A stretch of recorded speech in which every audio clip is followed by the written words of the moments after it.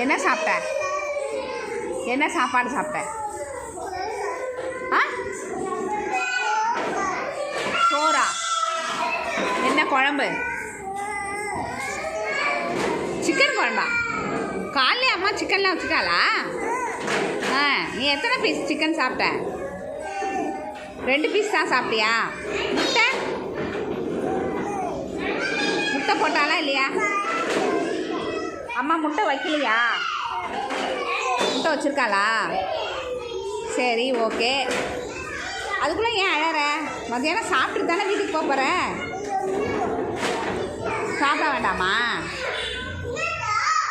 சாப்பிட்டு தானே போகணும். சாப்பிடாமலே போயிடலாமா?